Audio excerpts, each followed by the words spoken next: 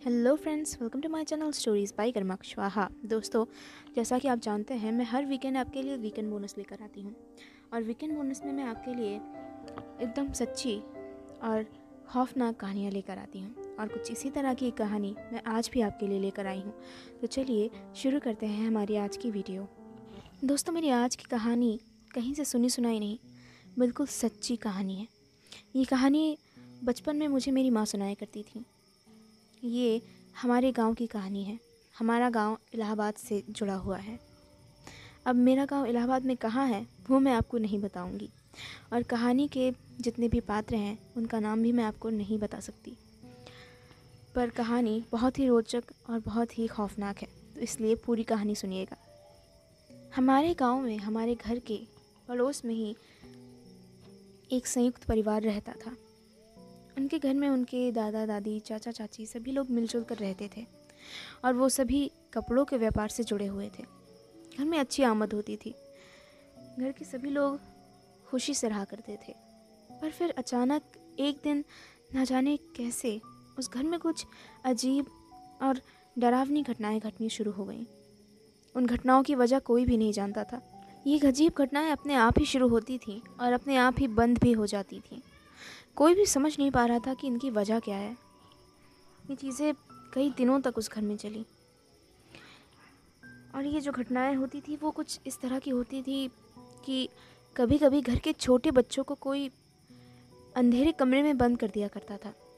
इसी तरह घर का सबसे छोटा बच्चा एक दिन घर के एक बहुत पुराने और आखिरी कमरे में बंद पाया गया।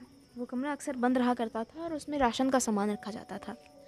साल भर का सामान इकट्ठा करके उसी में रख दिया जाता था। उस कमरे में हमेशा अंधेरा ही रहा करता था, और उस कमरे की चाबी हमेशा घर की मालकिन के पास रहा करती थी। आखिर वो बच्चा वहाँ कैसे पहुँचा और उसे बंद किसने किया, ये बात किसी को भी समझ नहीं आई। धीरे धीरे करके ये घटनाएं बढ़ती चली गईं। सबसे पहले घटनाओं का जो असर था वो खाने की चीज़ों पर नज़र आने लगा। लोग खाना बनाते थे, और खाना बनाने के बाद जैसे ही वो खाना शुरू करते थे वैसे ही उनके खाने से अजीब सी दुर्गंध आने लगती थी, मानो उनका खाना सड़ गया हो। और जब वो आटा भी गूंथते थे तो उस आटे से भी अजीब दुर्गंध आने लगती थी, और वो आटा ख़राब हो जाता था। घर के सभी सदस्य भूखे रह जाते थे। ऐसा कई दिनों तक चला। कभी कभी घर के अलग अलग हिस्सों में अपने आप ही आग लग जाती थी, और ऐसा तब अक्सर हुआ करता था जब घर के सदस्य खाना खाने बैठते थे। अक्सर घर के किसी हिस्से में आग लग जाती थी। जब सबसे पहली बार ऐसा हुआ तो उन्हें पता भी नहीं था। घर का वो हिस्सा जहाँ जानवर बांधे जाते थे वहाँ पर अचानक ही आग लग गई। वो सब उस वक्त बैठकर खाना खा रहे थे। बहुत दिन तक भूखे रहने के बाद आज उन्हें ढंग से खाना मिल पा रहा था। पर जैसे ही उन्होंने खाना शुरू किया वैसे ही उन्हें अपने पड़ोसियों की चिल्लाने की आवाज़ आई। वो सब चिल्ला रहे थे कि देखो आग लग गई, देखो आग लग गई। और जब वो अपने घर की आग को बुझाने के लिए जाते और उसे बुझाने की कोशिश करते, वो आग अपने आप ही ख़त्म हो जाती थी। एक और चीज़ जो उन सभी ने नोटिस की वो ये थी कि घर की दीवारों में अचानक ही नमी आ गई थी। घर के सभी कमरे सीलन से भर गए थे, और सीलन की दुर्गंध से सबको बड़ी समस्या होती थी। घर में अजीब सी ठंडक बनी रहती थी। घर के लोग बीमार रहने लगे थे, और इसी तरह की और भी कई चीज़ें उनके साथ पेश आ रही थी, जिससे वो सभी लोग बहुत परेशान हो चुके थे। ऐसा अक्सर होता था कि जब भी घर में कोई दुर्घटना होती थी उस वक्त वहाँ पर उन सभी को एक चिट्ठी मिलती थी। पर वो चिट्ठी ऐसी अजीब लिखावट में होती थी जिसे घर का सबसे समझदार और सबसे पढ़ा लिखा इंसान भी नहीं पढ़ पाता था। गांव के ऐसे सभी लोग जो पढ़े लिखे थे और समझदार थे, सभी बड़े बूढ़े, स्कूल के टीचर्स, उन सभी को ये चिट्ठी दिखाई गई। पर यह चिट्ठी किस भाषा में थी वो कोई भी नहीं पढ़ पाया, और ना ही उसका मतलब समझ पाया। चीज़ें बिगड़ती जा रही थी। घर के सदस्य आखिर जब परेशान हो गए तो उन्होंने हार कर एक तांत्रिक का सहारा लेने का फैसला किया। वो गांव के पुरोहित के पास गए जो तंत्र विद्या जानते थे। उन्होंने इस बारे में पुरोहित से बात की और पुरोहित जी ने फिर उनसे वो चिट्ठियाँ मांगी जो उन्हें घटनाओं पर मिलती थी।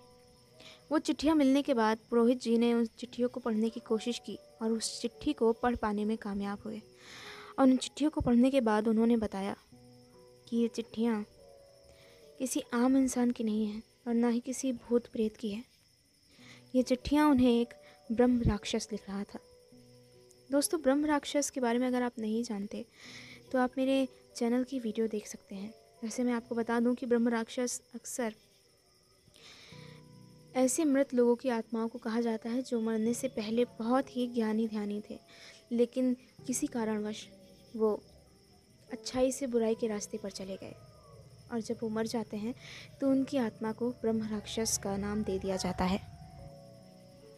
पुरोहित जी ने चिट्ठियाँ पढ़ने के बाद उन्हें बताया कि ये ब्रह्म राक्षस आपके ही खानदान का, आपके ही परिवार का कोई पूर्वज है जिसका तर्पण आपने कभी ठीक से नहीं किया। उसका तर्पण करने की सारी विधि मैं आपको बताऊंगा। जब तक उसका तर्पण नहीं हो जाता तब तक घर के सभी सदस्य घर में ही रहेंगे और घर में मांस मछली इत्यादि नहीं बनेगा। सभी लोग सात्विक भोजन करेंगे। तकरीबन 12 दिन तक सत्यनारायण की कथा चलेगी और उसके बाद हवन किया जाएगा।